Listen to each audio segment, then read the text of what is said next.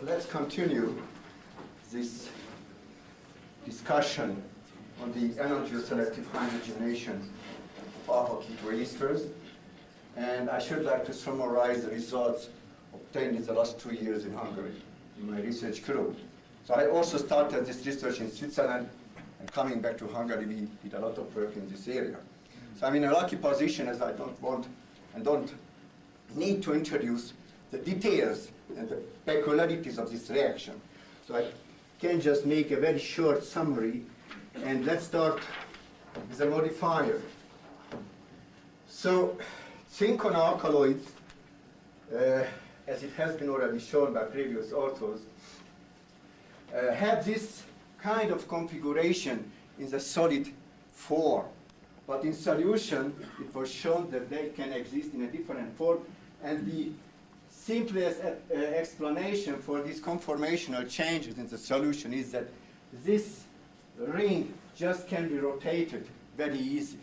So it's one of the key points which is almost missing in the discussions made earlier. Let's also take a brief look on the substrate. The substrate is a very interesting and very reactive molecule. And if you put an attention, you will see that it has a conjugated double bond. It's very specific. And this molecule is sensitive both for nucleophilic and electrophilic attack. We made different calculations for this molecule, and one of these calculations shows that the molecule is very, very sensitive towards nucleophilic attack, and due to this conjugation between the keto-ester group and the other ester group, the nucleophilic attack is just both at the middle of these two carbonyls. And the next simulation shows that, for instance, an ammonia molecule really attacks the middle between this carbon group. And now I can answer one of the questions which was given this morning: why beta ketoesters probably are not good subject for this reaction, as they have completely different reaction pocket for this nucleophilic attack.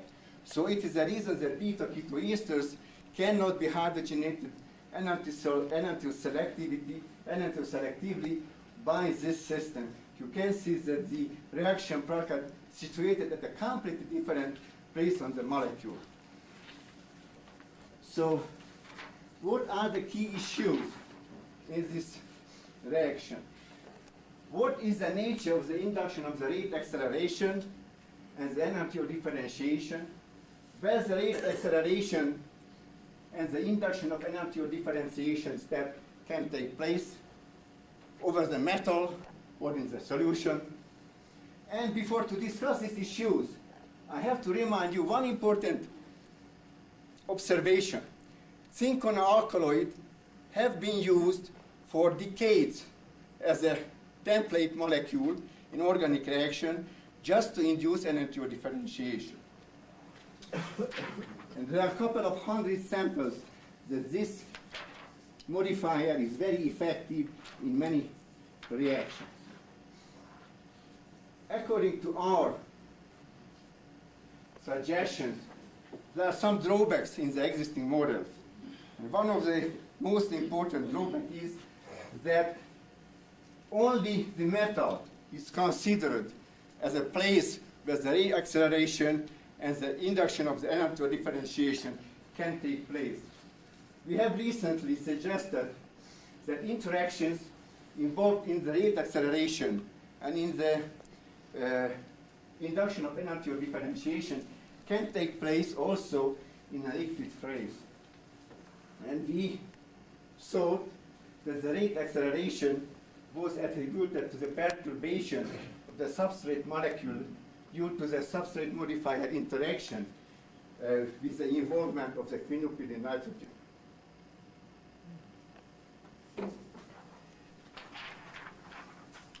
What is the aim of this work?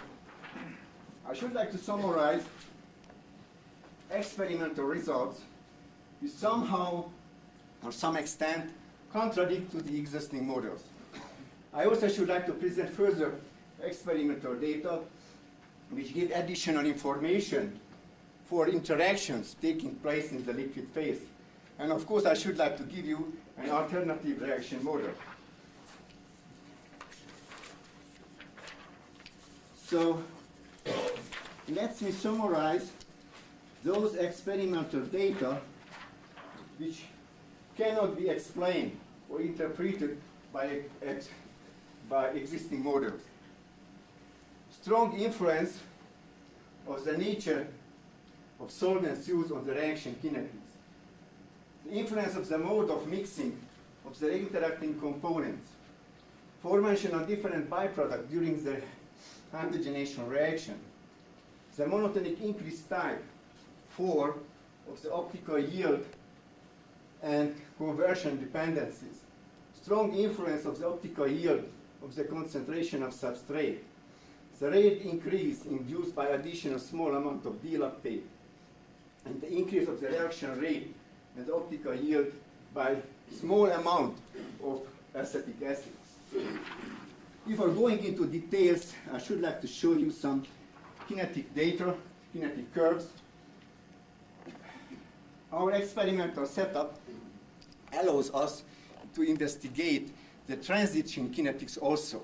So it means we can start the hydrogenation as a racemic hydrogenation, and in a given moment, here and here, we can inject the zinconidine. We can follow, in this case, both the rate acceleration and the induction of the enantioselective differentiation. And it turns out that the racemic hydrogenation can be described by a first rate equation up to, it is not shown on this transparency, up to 70–80% conversion, but the enantioselective hydrogenation always is described by two first-order reactions. This particular experiment was obtained in ethanol. If the reaction is carried out under transient condition, after a while, these two parts could be distinguished very well. However, if the zinconidine introduced at relatively high conversion, I mean 10, 12, 20% of conversion, in this case only the first part, which K1 rate constant, can be measured, and there is a permanent decrease in the reaction rate in this reaction. The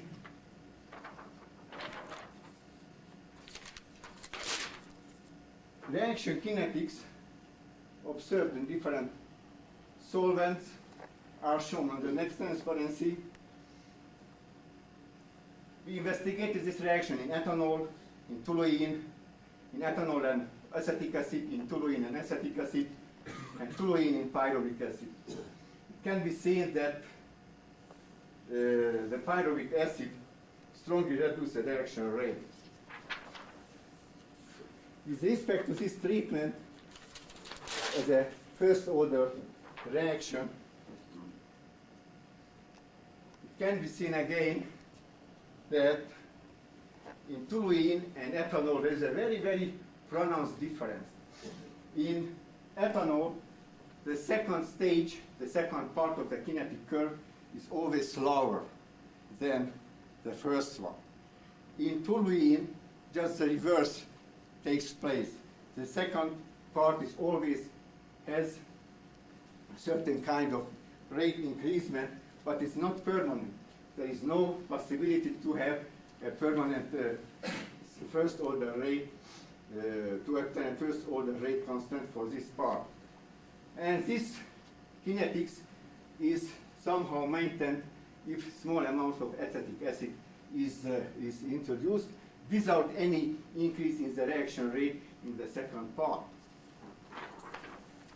But the most striking information or observation is that upon increasing the conversion, in all cases, in all solvents, in all kinds of additives, always we have been able to observe this monotonic increase part on the conversion optical yield dependencies. Later on, I will give you further evidences for such type of very strange behavior. Let's show you now the influence of the mode of introduction of interacting components. Here, just 3 experiments are compared. Racemic hydrogenation, and here it is 2 guys here.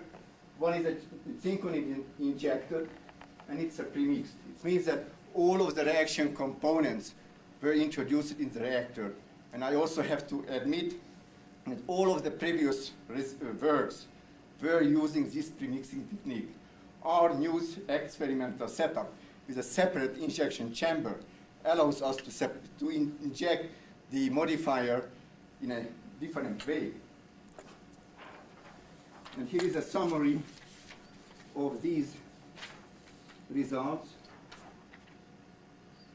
So the rate constants, and it can be seen that if the premixing is carried out for 15 or 30 minutes, the first order rate decreases substantially, and it also can be seen that the racemic hydrogenation has much lower rate constant than the enantioselective hydrogenation. The next issue, what I should like to discuss here, is the formation of different byproducts. Half catals formed from the substrate and the alcohols has been mentioned by us earlier. And when we have investigated, for instance, the solvent effect of this reaction and the hydrogenation of ethyl pyruvate was carried out in methanol, we were always able to detect transesterification if zinconidine or any tertiary amine was introduced into this system. So it means that the tertiary amine can catalyze this transesterification reaction. And we will also detect different kinds of oligomers and polymers upon mixing allyl pyruvate with the catalyst itself, or upon mixing ethyl pyruvate and zinconidine. And of course, in hydrocarbons, such as toluene or methyl cyclohexane, the number of byproducts is much less than in ethanol, as in this case, the half-petal formation cannot take place with the involvement of the solvent and the substrate.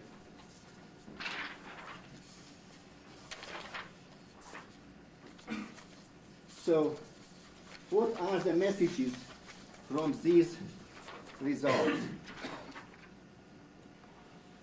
The message is that the reaction kinetics is much more complex than it has been proposed earlier in by the existing models. The existing models cannot explain the observed reaction kinetics. The complex nature of the reaction kinetics is strongly altered by the solvents and by byproducts formed. The side reactions have a strong influence on the reaction kinetics. And of course, to obtain reliable kinetic data, it's required to carry out the reaction in a hydrocarbon solvent and by injection of the modifier into the reactor. And with the monotonic increase time form of the optical yield versus conversion dependencies, what were the earlier results? The earlier results showed that optical yields are independent of the conversion. And our earlier results showed that substantial decrease of the optical yield, this conversion, was always observed. And we always observed this monotonic increase type behavior in our previous transient kinetics, which was carried out, for instance, during my stay in Switzerland. So it was the transparency showed earlier. So it means that the monotonic type behavior can be seen in many cases. Here is another set of experiment which shows the transient type of behavior in these 2 experiments. That zinconidine was injected in the 15th minute or in the 30th minute, and the monotonic increase type behavior is becoming more pronounced. You can see the same behavior if this, in this series, when zinconidine concentration was different, and the monotonic increase part can be seen, and in this case we also can see the decrease of the optical yield in both cases. By thin layer chromatography, we are able to show that zinconidine is consumed in this particular case when the concentration of the modifier is low. So the second very important issue is the role of the substrate, both in the rate. It can be seen that we really have a first order with respect to the substrate, as the rate constant is really constant, but a substantial decrease in the optical yield if we are decreasing the concentration of the substrate.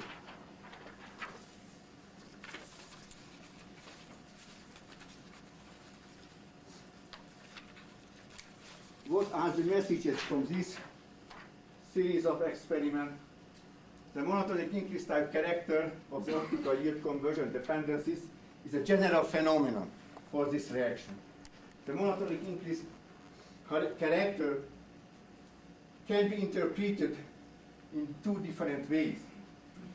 Either we have the formation of an unknown species involved in the enantioselective differentiation step, or it can be attributed to the reaction mechanism.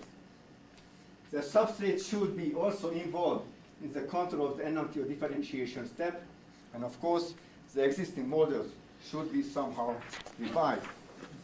And we just analyzed the differential equations of this very simple system, where these two reactions describe the racemic hydrogenation. The third this reaction is here the complex formation between the substrate and the zinconidine, and this step strongly reminds the steps involved in the enzyme catalytic reactions, and if the complex is hydrogenated, the reaction rate is much higher. And the model always shows that if this simple model exists, the optical yield conversion dependence should have a monotonic increase type form.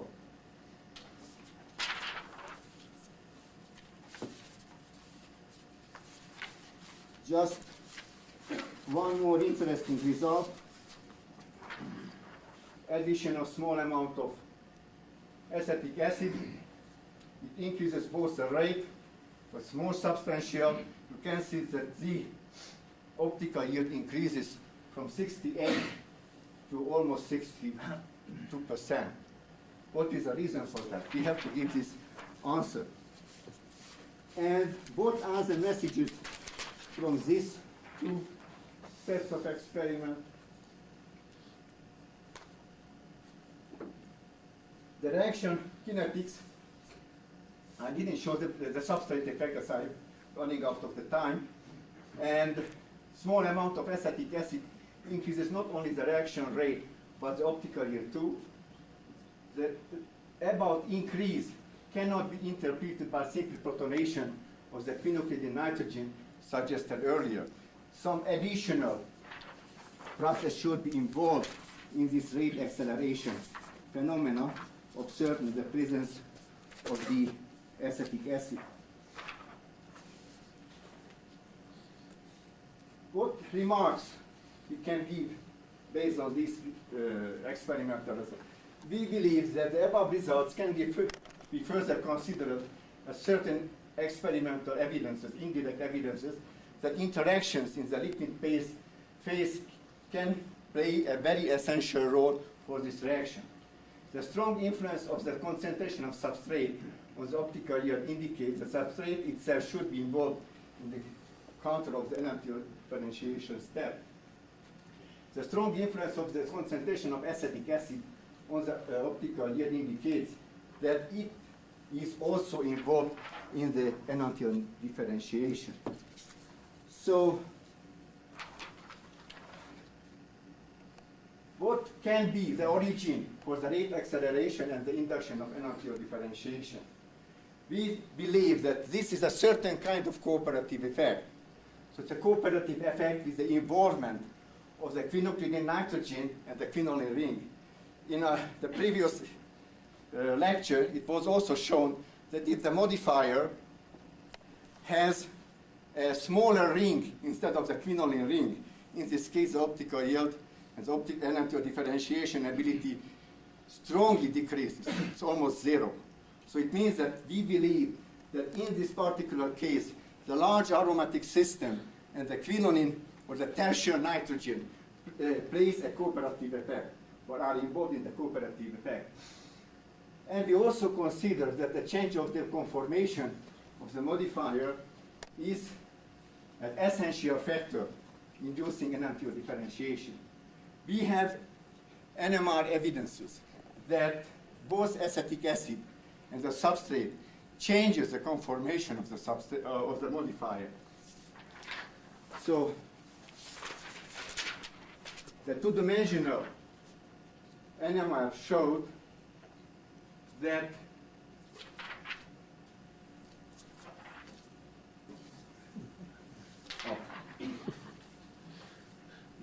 we have to have this kind of coupling here, and noisy coupling here in this configuration, and the same C9 proton can be coupled with the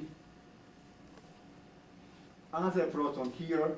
So this kind of game with the two-dimensional NMR is a very, very powerful tool just to determine what's going on with the modifier.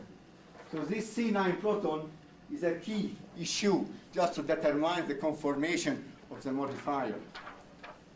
Here is the simple NMR of the modifier without the substrate.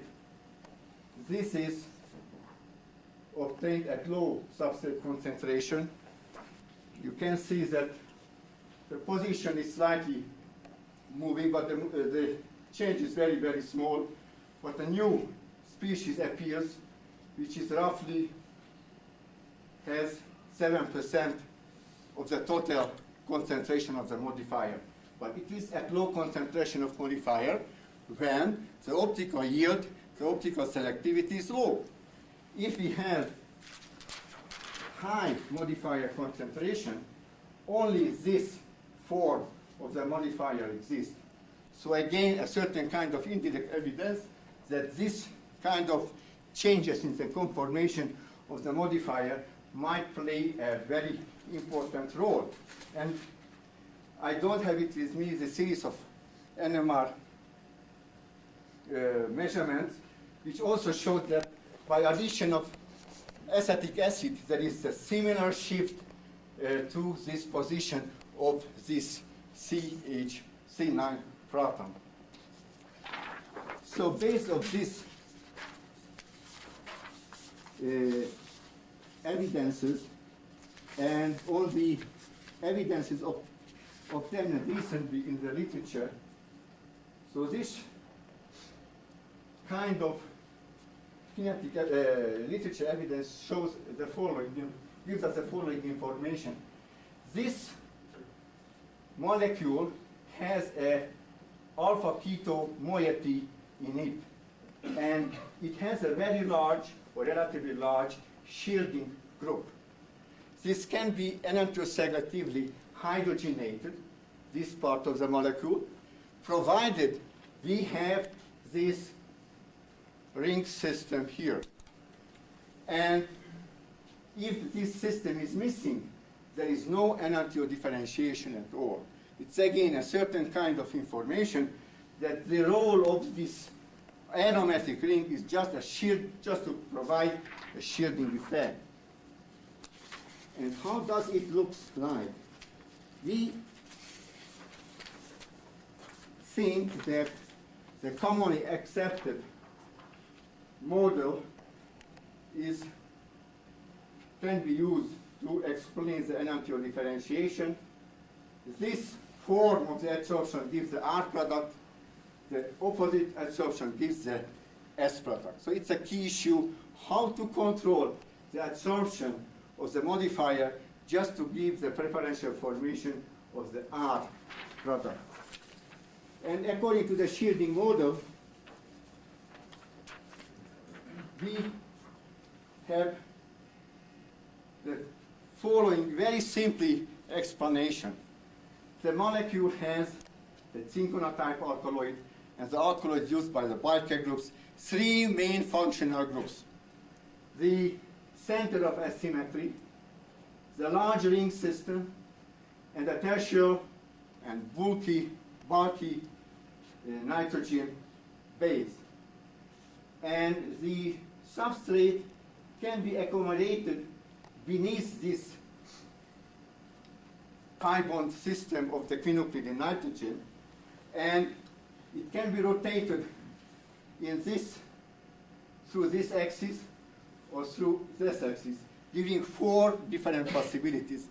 Two of them can give us the R product, two of them can give us the S product.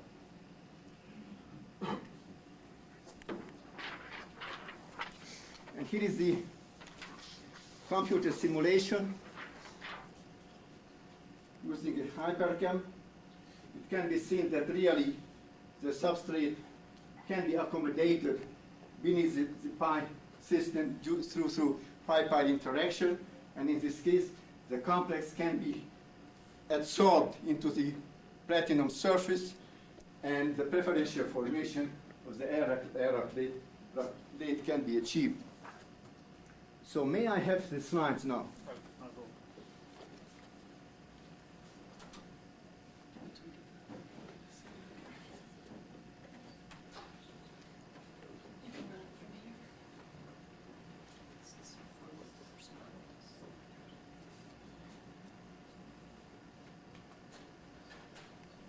So it's a hypercam simulation for these four forms. The violet here, where is the pointer? The violet is a ketocarbonyl group, and these two guys give the R product. These two can give the S product. Some differentiation can be already seen, but it's too early now to tell anything with respect to the contribution of these slight geometrical changes in this particular case. But nevertheless, the system can be handled. On the next slide, I am showing the biosim modeling with the ethyl for the ethyl lactate. All of these four forms can exist, and on the next slide, it can be seen much better than if we have the ethyl pyruvate. The ester ethyl group is just not beneath the aromatic ring system, but both these two carbonyls can interact with the pi system of the quinoklidine ring, and it also can be seen that this nitrogen, the tertiary nitrogen, attacks both part of the molecule, I mean both carbonyl groups, and the attack of these carbonyl groups leads to the hydrogenation and the half-ketal formation, and attack of this carbonyl group leads to the transesterification. And it shows all of these variations, and later on the calculation of the energies will give us some additional answer. I skip. So here is the electron density of the substrate molecule. It's also a good example that the substrate really can be fitted beneath the quinoline ring system. And it is really a small ring, like a pyridine or the benzene ring here. In this case, the interaction of these two pi orbitals here with the pi system is strongly reduced. And it's the same from the other position. It's an electron density of the substrate and the modifier. So it's a nice docking, really, can take place in this particular case. And here is a computer modeling with the involvement of the platinum metal. And this is a platinum. At the left side, it's a palladium. It's a nickel. And it's a Monte Carlo simulation. And it already can give us some explanation why platinum is so good, why palladium and nickel so bad. As all of our runs, we did about 150 runs, always give such kind of very nice fitting between the platinum atom and the carbonyl group. So probably is one of the most important message from our computer modeling that the platinum is really very good for the substrate. And here is the complex with the platinum without any Monte Carlo simulation. And later on I will show you the result of the Monte Carlo. It's a result of the Monte Carlo simulation. So the complex can be kept together and the shielding effect can be seen perfectly, and the attack of this phenolpyrene nitrogen towards the substrate can be also seen. So at this moment I should like to stop my talk, and further experiments are really needed in many directions, mainly into the reaction kinetics, and by changing these parts of the molecule of the modifier, as in the Bikers group is doing.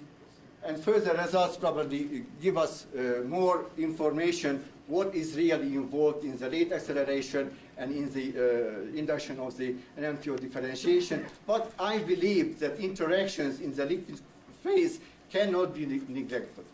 Thank you very much for your attention.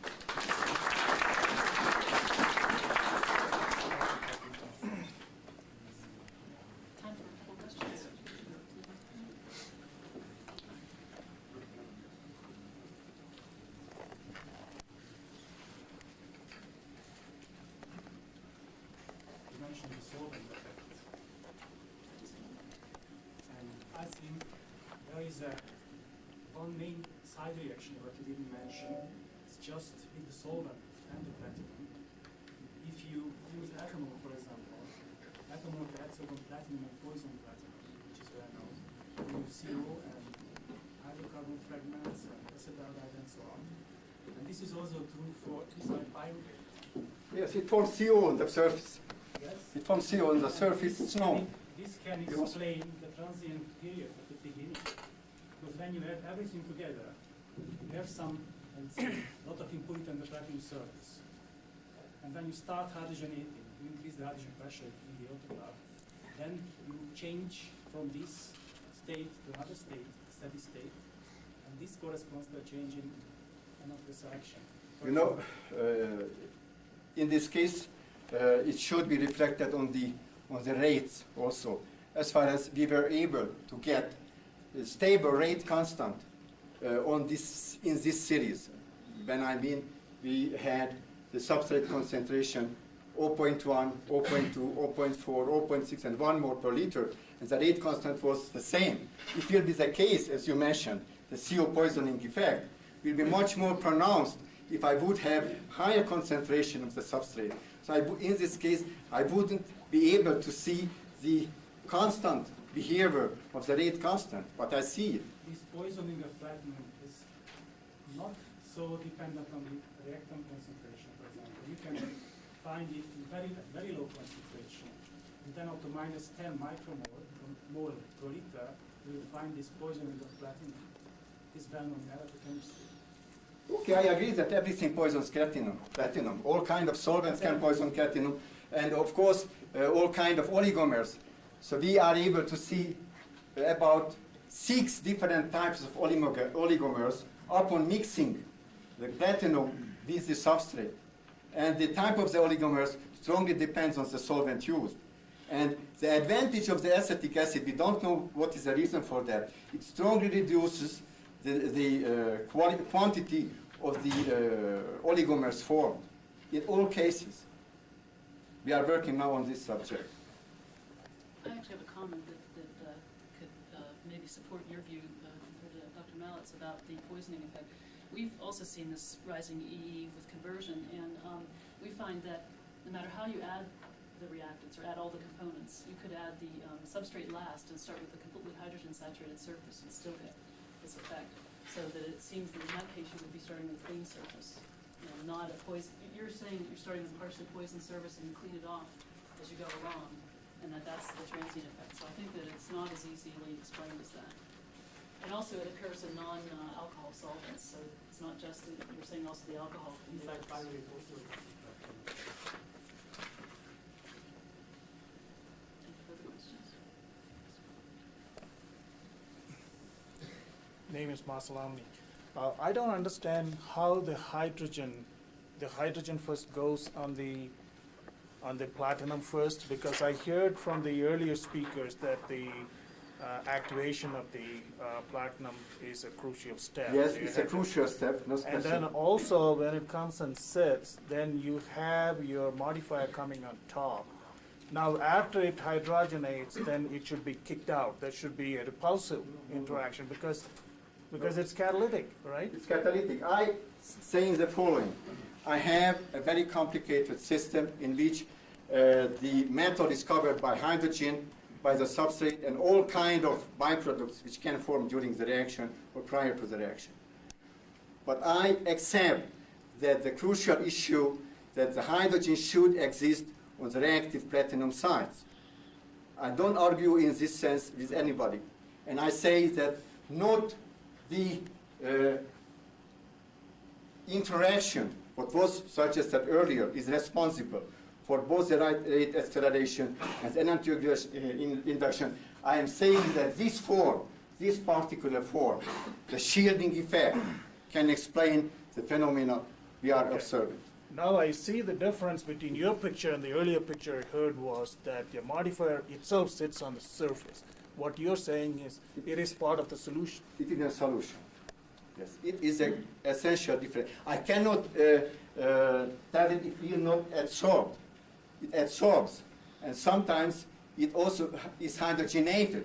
It's also hydrogenated. The lower is the concentration of the substrate, the higher is the extent of hydrogenated form of the modifier. The ring system is hydrogenated, and it is responsible, this partial hydrogenation of the quinoline ring is responsible for the decrease of the optical yield during the reaction itself. I think we're going to have to leave the discussion and go on. It's very interesting. Yeah. Thank you again for your